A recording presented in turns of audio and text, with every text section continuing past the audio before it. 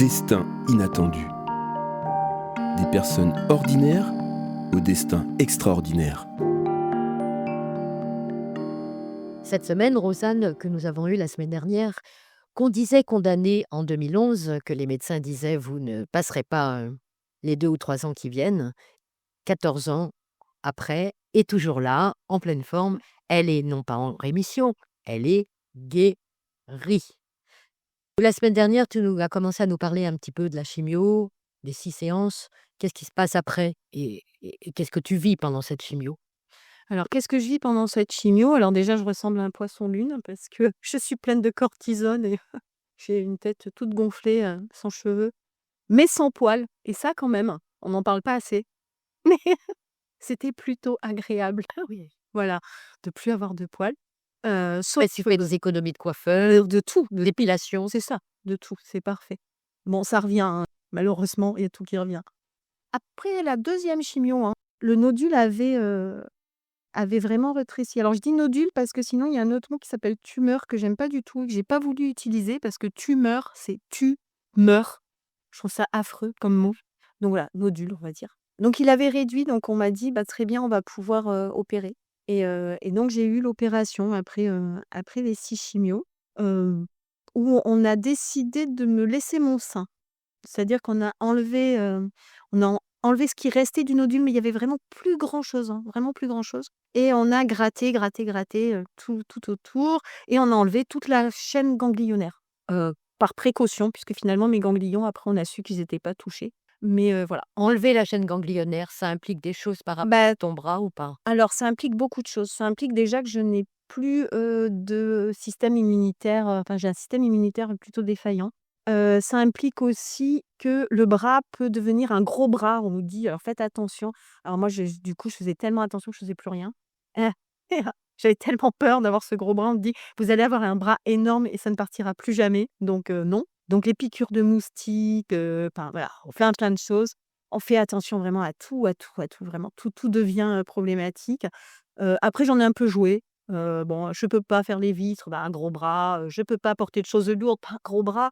Bon, voilà, on s'en sert un peu, merde, on a quand même eu un cancer, faut quand même que Est-ce que ça tu as utilisé ça aussi dans des choses courantes de la vie, ah mais pour pour les tout, pliques, ah mais pour tout, même avec mon mari, hein. Qu'est-ce qu'on regarde ce soir? Ben, c'est qui a eu un cancer? Donc c'est moi qui décide. Oui, oui, je m'en sers encore, hein. Moi, je me rappelle, 13 ans après. j'avais brûlé un feu rouge, je me suis fait arrêter par les flics et il me dit: «Bah, écoutez madame, vous vous rendez compte?» Je lui dis: «Bah, oui, mais écoutez, je suis désolé, mais je sors de ma chimio. Allez, passez. Au revoir ma petite dame».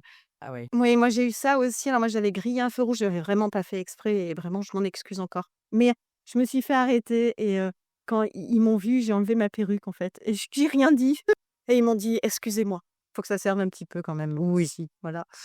Et donc voilà, donc opération, bon opération, j'ai envie de dire, tranquille. Enfin oui, tranquille parce que super équipe, vraiment super, super équipe. Moi j'ai À eu la de ch sagesse non, à Eugène Marquis. de Jeanne d'Arc. Ouais, j'ai eu une super équipe de toute façon de médecins, de soignants. Ils ont tous été, tellement bien. Et après, tu avais toujours le bras en l'air, non? Alors oui, j'avais tout le temps, ouais, exactement, j'avais tout le temps le bras en l'air et donc du coup, voilà, donc je me suis retrouvée avec un sein et demi. C'est pas mal déjà. Voilà, parce que, ben, on l'enlève pas complètement, mais on en enlève quand même un gros bout, quoi. Donc voilà, donc du coup, j'ai toujours mon sein et demi. Est-ce que ça veut dire qu'il faut mettre une, demi-prothèse ou tu peux vivre comme ça? Non, bah, moi, j'ai vécu comme ça, enfin, je vis comme ça. D'accord, Voilà. OK. J'aurais pu, hein, mettre une prothèse, après bon, on en parlera plus tard s'il faut, mais j'ai essayé d'injecter de la graisse pour, qu'on m'a pris ailleurs dans le corps, il y a quelques années, il y a pas si longtemps finalement. Parce que, ben, ça me tire quand même toujours, c'est toujours induré. J'ai toujours mal, enfin, il faut quand même le savoir. J'ai toujours mal, je suis toujours en ALD à cause d'un cancer du sein, Ah oui. parce que j'ai toujours des problèmes, physiques, hein, qui en découlent. Heu, donc voilà. Mais oui, bien sûr, on peut vivre avec. Quand on disait le bras en l'air, les personnes peuvent ne pas comprendre ce que ça veut dire. C'est par rapport au système lymphatique. Oui, tout à fait, ouais, Il faut que ça écoule. pour que ça s'écoule, ouais. Mmh. Oui. Donc opération et après? Beh, après 33, rayons, Oh! C'est de la gourmandise ça, madame Rosanne. radiothérapie tous les jours hein, quand l'appareil marche et voilà, avec un gentil taxi, qui vient nous chercher, et qui nous emmène et qui attend et qui nous ramène. Alors les rayons, ça fait pas mal, hein, moi les enfants, ils pensaient que c'était des robots avec des rayons laser et tout ça.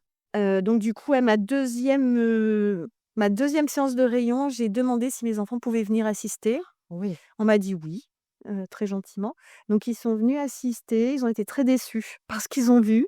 Ils ont trouvé que j'en rajoutais un petit peu du coup, parce que franchement, c'était que dalle quoi. Heu, J'étais sur, une sorte de table, bon il y avait pas de robot, il y avait pas de rayon laser, ça durait 5 minutes, voire 10. Ouais, ils m'ont dit: «Maman, franchement, c'est rien». Mais ils ont été rassurés et surtout ils ont arrêté d'imaginer des choses.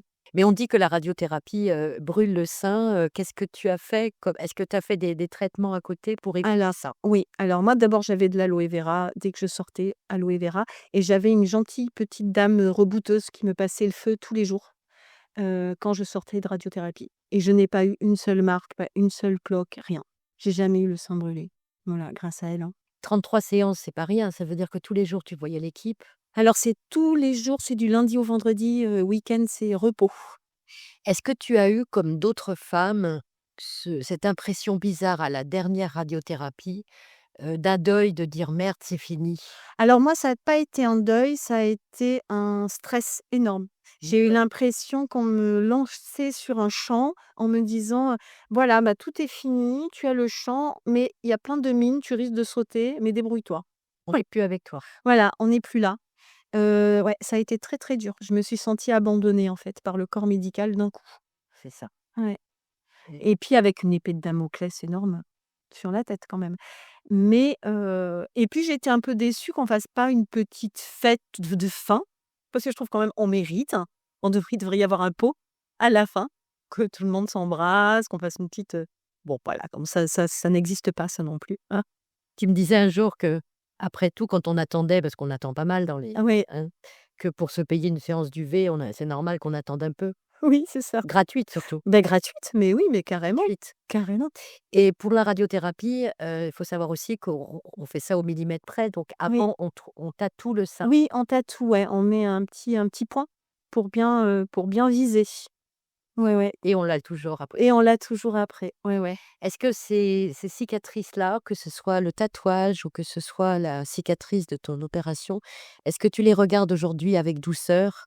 Parce que c'est ton parcours. Alors pas depuis longtemps.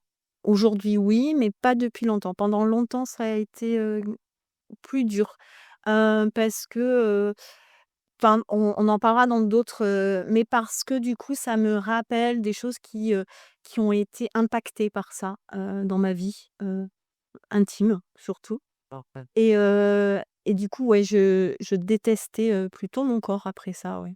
Ça fait pas longtemps que je l'accepte. c'est bien, c'est quand même un magnifique parcours qui m'émeut rien qu'en t'écoutant. Ben, merci, puis la semaine prochaine, bah, tu vas continuer à nous raconter quelles ont été, tes relations avec ton mari, avec tes enfants et comment tout ça, s'est terminé de façon magnifique.